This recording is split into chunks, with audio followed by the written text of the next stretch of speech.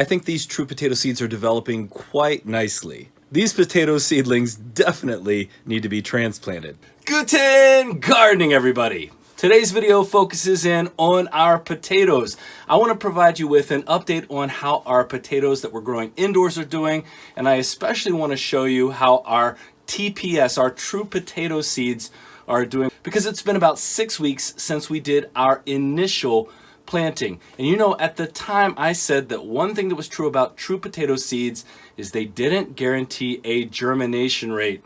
So I want to show you how they've performed so far and what we're doing to transplant. So that already tells you that we've definitely got some growth.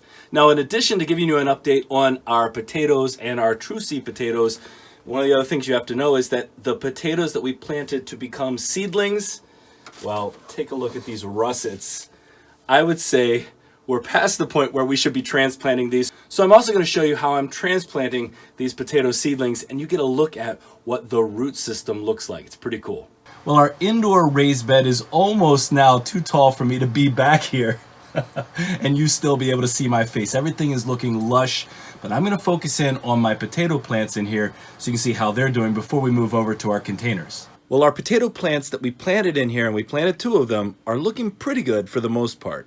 Now, one thing I want to show you on this particular plant, and this is a purple Viking potato plant, and it looks like these are fairly susceptible. This looks like leaf edema to me. If I look at the undersides of these leaves, they look pretty good, but the top has this, what appears to be a bunch of warts all over them. And where that can come from is a lack of proper circulation. And that was actually what I think happened here early on before we transplanted this over to this bed. And I think the main reason for this is because these got their start as seedlings in our little greenhouse where I didn't have a lot of good circulation at first. But now that I've got them over in our grow tent, we have a lot more circulation, and I think we're seeing some improvement to the overall plant's health. What I will say though, and this is our purple magic molly, this plant seems to be less susceptible than our purple Viking. By the way, check this out. See the ladybug that's on here? Somebody asked the other day if we still had them alive in our grow room. You better believe it. They're still hanging on in here, and it's been weeks since I've seen a single aphid. So I mentioned that leaf edema often has to do with circulation, especially when you're growing indoors. And what can often happen is that you can get water in, but then the plant can't get rid of water fast enough. And so that's what creates part of this issue. Now, it's not something that's going to spread to our other plants, but we want to be cognizant of it because it can cause some long-term damage. But improving the growing situation, improving circulation, making sure we're not overwatering should help take care of that. But besides making sure that our plant has great circulation, that we're not causing any further damage with that edema, I think we're in pretty good shape here. The stems of these plants are looking nice and strong, and overall I'm excited to see what these plants are going to develop into. And these are a couple of our potato seedling transplants that have been in there for over a month. Now, most of our potatoes that we're growing indoors are in these free buckets that we got, and if you didn't see that first video where we talked about a way to get some free or at least very inexpensive buckets that you can garden in, you should check that out. It was one of our first giveaway videos in this series, and I showed you in that video how we were planting some store-bought potatoes, some store-bought seed potatoes in those buckets in the attempt to get them to grow and see what we could harvest out of them. Well, behind me now I have a half a dozen of the buckets that we're growing potatoes in, and I want to show you what they look like at various stages. And I want to show you the difference between the potatoes that we planted directly as seed potatoes into buckets, which would be these 2 right here, and then compare them to the potato plants that we transplanted as potato seedlings. So this is our store-bought red potato that we planted as a seed potato. And one of the things I noticed about this, and I'm going to show you this in comparison to the one that we just transplanted as a potato seedling, but the stems on this variety of potato seem to be thinner and less able to stand up, really, compared to a lot of our other varieties. And the transplant seems to be weaker than the one that was planted directly, but they're still both not all that sturdy. So compare that to our store-bought russets, when this one, by the way, is just about to flower. Look at how full and lush this plant is. Now, they've been under the same lighting. I did move the red potato a little bit out of the way so I could get in here for this video, but they've been under the same 2,000 watt full spectrum light. And I did lower the light down a good bit so that it'd be closer to these potato plants, but you can definitely clearly see the difference between the 2 varieties. But the stems of our russet, the stems of our purple magic molly, which you can see right here, and the stems of our purple Viking, they're all much thicker, much sturdier than our store-bought red. And that's definitely something we've noticed before in the past. When we first planted our purple magic molly potatoes, we commented to each other, wow, the stems on these are massive, just in general compared to a lot of the other varieties we grew. Now, what does that mean in terms of overall production?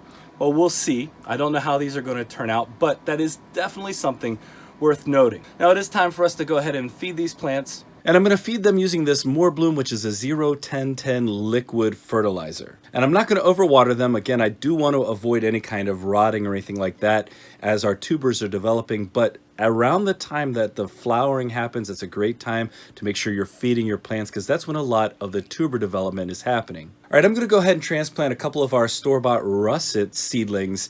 You can see, and I really want to show you the root system, but you can see the roots are coming through the bottom already. This plant is pretty big at this point, and I definitely could have transplanted this already. Just a matter of making time. Take a look at that. That's pretty root bound at this point. But what I'm going to do is I'm going to go ahead and open it up just a little bit here. I'm going to be as gentle as I can.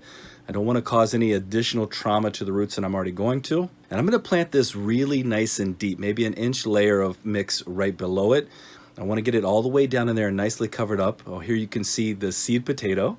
I'm going to get these stems covered up pretty nicely. Again, I probably should have done this a little while ago, but we want to cover everything up as much as we can, and I'm going to do the same thing on the other side for our second seedling that I'm going to be putting in this bucket. The mix that I'm using has already been fertilized with our all-purpose fertilizer, our Garden Tone, and our bone meal. And then when I water this, I'm going to water it with some of that 0-10-10 mix to get these off to a really good start. And hopefully you can see that the mix I'm adding is going to be nice, well draining. It's damp going in as well. I don't want to add any dry mix to it. So we've got a really nice mix for this to really take off in. All right, let's go ahead and interrupt this video for our 30th giveaway in our 31 days of Guten Gardening gardening gift giving. Well, we have nearly 100 entries into today's giveaway. It is our next to last of these giveaways, and I said you wouldn't want to miss it for sure. Let's go ahead and see what today's prizes are. This first prize is a $25 gift card, and it was actually donated back by one of our previous winners, Gert Walmerans. Thank you so much for the donation. Gert wanted it to go to somebody else, and so therefore, our first giveaway for $25 is going to go to our first winner today. Let's go ahead and see who our day number 30 winner is, our first winner of the day, and that's going to go to David Gray. Congratulations, David Gray. Folks, David Gray gets this $25 Amazon gift card. Go ahead and congratulate David in the comments, but don't say his name so he can be surprised. And David, go ahead and leave a comment on this video and we'll be in touch for you to claim this prize. Let's check out our second giveaway prize. Our second prize was voted as our first repeat prize, and we're giving it away again, the original Hori Hori weeding knife. And one of the people who won this earlier said they couldn't believe how nice and heavy and high quality this product is. This is excellent for the garden. All right, our second giveaway winner for today. This Hori Hori knife is coming your way, whoever you are.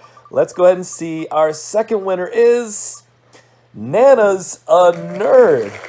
Well, you know what else Nana is? Nana's a winner. Congratulations, Nana's a Nerd. Again, folks, go ahead and leave a comment congratulating Nana. That's fantastic. Don't say either of the winners' names so that they can be surprised. And Nana, just like I said for David, when you see you've won, leave a comment on this video and we'll be in touch to get that prize out to you as quickly as possible. Congratulations to both our winners. Remember, if you want to be entered into the next giveaway, our 31st, leave a comment on this video or on one of our community posts between now and the next video to be entered and to win. All right, let's get back to our video. Now, I said at the time of planting our true potato seeds that the company we got them from did not have any guarantee as far as germination rate. And I'm glad I said that. I'm glad that my expectations weren't set too high, because while I planted about 70 seeds, the blue purple varieties that I planted didn't come up at all. We didn't get a single one of those But our red variety, our red tetraploids, we ended up with about a 63% success rate. So I've got 15 plants coming up right now. And I just completed the initial transplantation process yesterday, where I took them from their original seed starting trays and I up potted them into these 3.5 square pots. So now we've got them in a larger space. Their roots, which are really interesting, nice and healthy looking roots, but those roots can now have more space to spread out. And for the first time, I've gone ahead and I've added some fertilizer to the mix that they're growing in. So they have the all-purpose fertilizer, they have some bone meal, and so we're creating a good environment for them to continue growing in. Well, given the current progress of the potatoes that we have growing in here, I've got some more transplanting left to do. We've got more seed potatoes to go ahead and get started into seedlings. We've got a lot going on, and that should mean that in the next month and a half or so, we're getting close to that point where we should be able to see what our first harvests look like, since it's already been about 2 months since our first planting. It's crazy how time flies. Well, we'll certainly keep you updated on the progress of all of our potatoes as we start heading into spring. Spring can't be that far off, right? I've got this feeling, even though there's snow outside, it's not too far until we're going to be bringing our plants outdoors. Well, we've got a ton more content coming your way, lots more work around starting our seeds as we get into that part of the growing season, and quite frankly, just a lot going on around here. We appreciate you all so much. We appreciate you being a part of our community and all that you bring to the table, all of your wonderful comments, and just that additional motivation for us to keep growing and keep showing you our experience here at Guten Gardening. Remember, if you enjoyed today's video, don't forget to give us a like. That helps us out tremendously. Share this with your friends and family who you think might be interested in this type of gardening content. Remember, if you haven't already subscribed, hit that subscribe button. And most importantly, remember, when you're with us, you are good to grow.